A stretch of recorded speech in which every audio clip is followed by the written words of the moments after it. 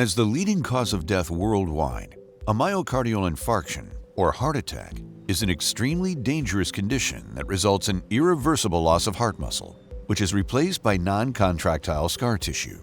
A heart attack is also called a myocardial infarction, or an MI. It happens when blood flow to the heart muscle is blocked. Heart muscle cells then begin to suffer damage and start to die. The death of heart muscle cells following infarction sets off a cascade of events called remodeling, in which non-contractile fibrotic scar replaces dead heart muscle cells. This causes the heart to no longer function the way it should. Patients progress to heart failure and ultimately death. 50% of Medicare patients admitted to the hospital for heart failure die within 3 years of discharge. While today's standard of care for treating acute myocardial infarction saves lives and limits tissue damage, it cannot restore lost heart muscle, reduce infarct scar size, or prevent subsequent progression to heart failure.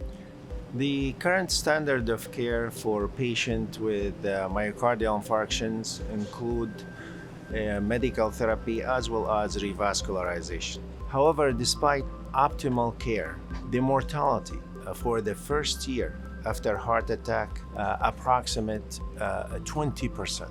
The incidence of heart failure approximately 35% within 5 years after heart attack. The current therapy is designed to treat and alleviate the symptoms of the patients. It's not designed to reverse the disease.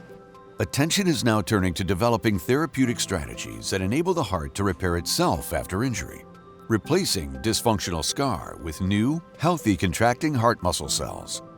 After a myocardial infarction, patients will undergo PCI stent placement or coronary artery bypass surgery.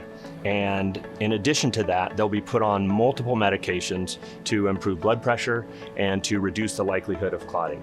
None of these techniques actually restore the contractile function of the heart. We can, for the first time ever, regrow cardiomyocytes. These are the cells within the heart muscle tissue wall that actually cause the heart to beat.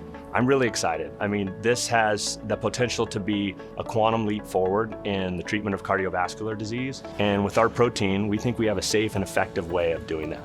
Focusing on cardiac regeneration after surgery, a first-in-class regenerative therapeutic protein is targeting myocardial infarction and heart failure.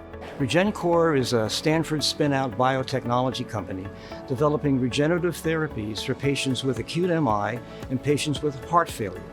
The therapy works by causing the formation of new normal heart muscle and new blood vessels, and by reducing the scar by 50%.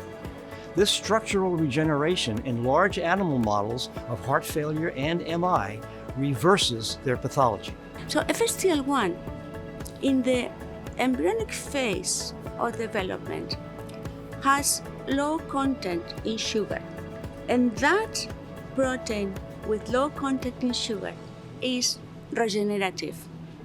The one that is expressed in the adult has much higher content in glycans or sugar, and that is not regenerative. What would happen if you add the low sugar form into an adult heart that has been injured? In that setting, the adult heart initiates regeneration. Validated by studying molecular pathways of cardiac development in neonates and adult zebrafish, the human epicardial protein FSTL1 is enabling a new therapeutic approach to regenerate the human heart after MI. The way it works is by activating the cell duplication of those cardiomyocytes of the muscle or muscle cardiac cells that are in the injury part of the heart. FSTL1 does not work in a cell that is healthy. It only works in an environment that has been damaged.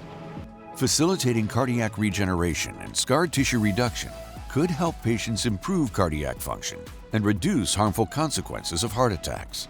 Cardiac regeneration is the holy grail of clinical cardiology. Despite today's standard of care drug treatments and coronary revascularization, MI patients leave the hospital with a permanently damaged heart. We can change the outcome for MI and heart failure patients and discharge them from the hospital with a healed heart instead of a damaged one. This will result in reduced costs, reduced rehospitalization, improved quality of life, and the restoration of a normal, healthy lifespan. The loss of heart muscle after heart attack is weakening the heart, and consequently the heart enlarge, and finally fail. Replacing a scar tissue with a new muscle is expected to improve the heart's pumping ability and likely to delay the progression toward heart failure.